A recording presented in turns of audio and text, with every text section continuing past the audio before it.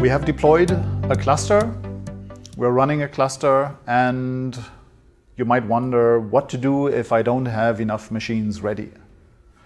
Well, the answer is run on somebody else's machines. That's the definition of cloud, isn't it? It's somebody else's computer. I'm not quite sure about the acronym, if there's an acronym stored somewhere, but I would refer to the cloud as somebody else's computer, and of course that is working. We have a few checklists here that you shouldn't take too seriously because your system is different than the one that we are using as an example here. You might use bigger, smaller machines, more machines, fewer layers, more layers, whatever. But let's go through what we have here.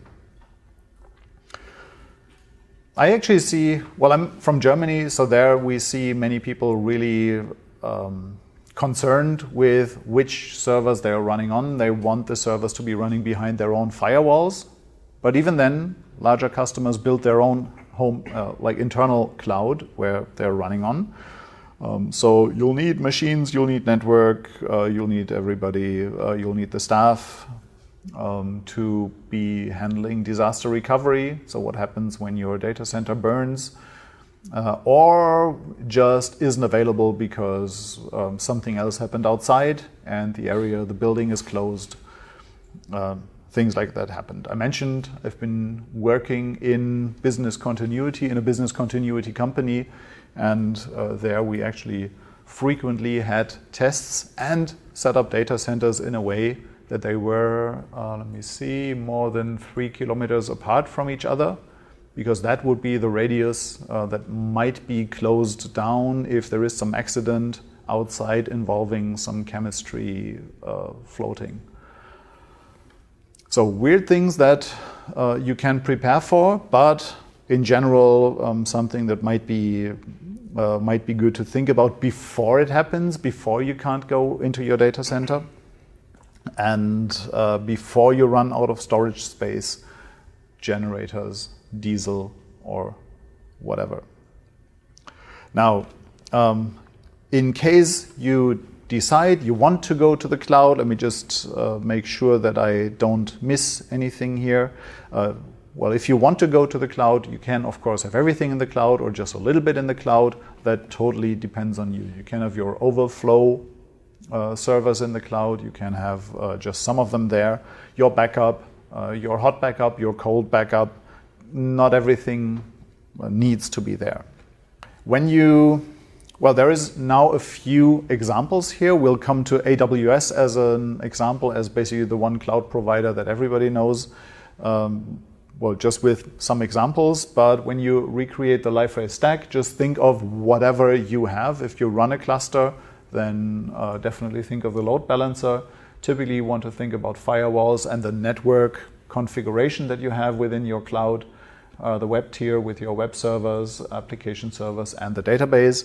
Not to forget the file storage for things like the document library. Now, when you deploy to AWS, we have a few examples in here that, as I said, you must not take for granted. Those are not the one configuration that you need, but this is one of these examples. Now, as soon as you run in a cloud,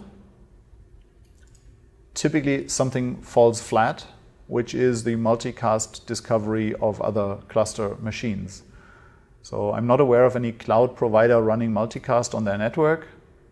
And if so, you might find somebody else's machine through multicast, or you might be found by somebody else's machine through multicast. So either way, that is something that you absolutely don't want, which means you got to configure something more than the very luxurious configuration that we did in the cluster chapter, which was cluster.link.enabled equals true. Or you could also say just.make.it.work equals true. It's kind of equivalent. Only one of them works. But you've got to configure it in a way that does not rely on multicast, and we have these options here: TCP ping, JDBC ping, and S3 ping, which you will find in the configuration in portal properties. Remember where you find portal properties? docs liferay.com, and then click through to the version that you're using. And there's the HTML version for properties. And if you just look for ping in portal properties, then you can easily find the relevant configuration parts. On the load balancer, you might not want to run with HA proxy, but you might just, for example, run Amazon's Elastic Load Balancer. That just works. And then you have some cloud native component there, so you'll need to take care of something less. On the web tier, this is where the example is. Depending on what kind of server you're running, what kind of load you have. In this case, we'll say 4 X-large, 4 CPUs, 16 gig, processor. This is you judge what you need. Could be a larger, could be a smaller one, I don't care.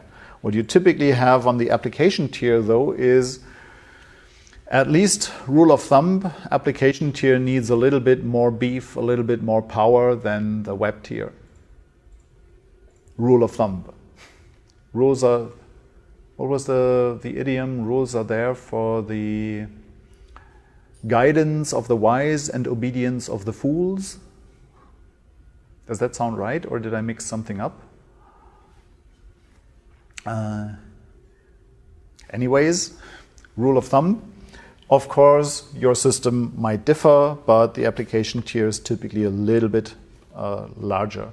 On the document repository side, you remember our Docker images consist of a volume that basically stores data document library outside of the image, because we want that to persist when the image goes down, and we want that to be shared between all of the cluster machines. That was one of the configurations that we did with a cluster. So when you're running in the cloud, you either want to run some file server there, but that's not the native one. We do have an S3 store, which just saves all of your data, all of your document repository in an S3 bucket. So that works quite nice, and especially if you're in a cloud-native environment like S3, like Amazon, AWS, then you can easily use that. And I would say in that case, you should use it. And for the database, you can just connect to any of the databases that Liferay supports that are available in the cloud. In that case, that would be my preferred solution. And then with the performance, of course, you got to check what kind of performance do you need. Do you have a transaction-heavy, read-heavy, write-heavy portal? That's what you need to judge. Now we have prepared a little exercise for you to just update the Portal X properties. We're not deploying to the cloud, at least not mandatory in this training. If you want to, feel free. The exercise here contains the updates, the update portions to Portal X properties, updated Docker configuration to kind of simulate us running in the cloud. You will see how much we do there, and otherwise please make sure to remember the homework that I gave you in an earlier chapter.